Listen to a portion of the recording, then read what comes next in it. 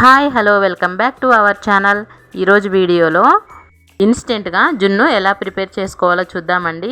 మనకి తినాలనిపించినప్పుడల్లా జున్ను పాలు దొరకవు, పైగా సిటీస్లో ఉన్న వాళ్ళకు కూడా జున్ను అవైలబుల్గా ఉండదు. కాబట్టి ఈ విధంగా జున్ను ప్రిపేర్ చేసుకుంటే ఒరిజినల్ జున్ను పాలతో చేసిన జున్నులానే ఉంటుంది.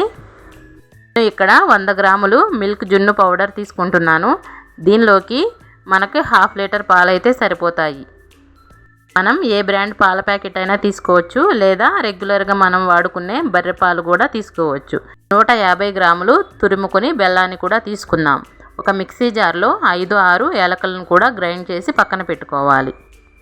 ఇవన్నీ మిక్స్ చేసుకోవడానికి ఒక గిన్నెను తీసుకొని ముందుగా పాలను వేసుకోవాలి. పాలు వేసిన తరువాత మనం తురిమి ఉంచుకున్న బెల్లాన్ని కూడా దీనిలోకి యాడ్ చేసుకోవాలి.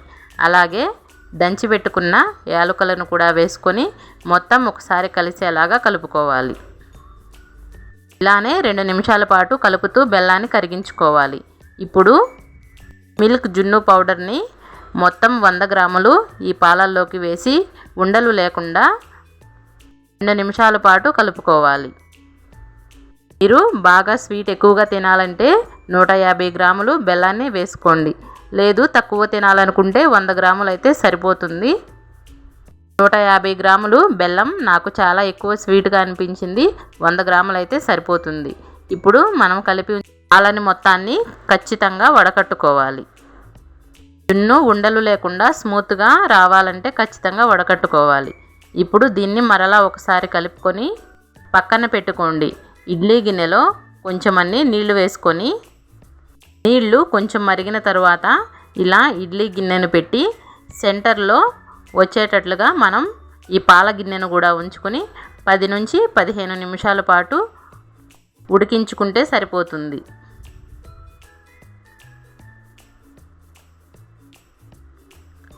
పదిహేను నిమిషాల తర్వాత మనకి జున్ను అయితే చక్కగా రెడీ అయిందండి. ఇక్కడ మీకు వీడియోలో చూపిస్తున్నాను చూడండి, బాగా కుక్ అయింది. ఏదైనా చాకుతో కానీ టూత్పిక్తో కానీ గుచ్చి చూస్తే మనకి ఉడికిందో లేదో క్లియర్గా తెలుస్తుంది. జున్ను 1 గంట బయట ఉంచి బాగా చల్లగా అయిన తర్వాత 1 గంట ఫ్రిడ్జ్లో పెట్టి సర్వ్ చేసుకుంటే చాలా టేస్టీగా ఉంటుందండి. వీడియోలో చూస్తున్నారు కదా, రెగ్యులర్గా మనం గేదె పాలతో చేసుకున్న జున్నులానే వచ్చింది. టేస్ట్ కూడా అలానే ఉంది. గేదె పాలు 2వ రోజు 3వ రోజు వస్తాయి కదండి, పాలు ఆ పాలతో చేసిన జున్నులానే ఉంది. చాలా అంటే చాలా టేస్టీగా ఉంది. మీరు కూడా ఒకసారి ట్రై చేసి చూడండి. మీకు ఈ రెసిపీ ఎలా అనిపించిందో నాకు కమెంట్ సెక్షన్లో కమెంట్ చేయండి. ప్లీజ్ లైక్ చేయండి, షేర్ చేయండి, మన ఛానల్ని సబ్స్క్రైబ్ చేసుకోండి.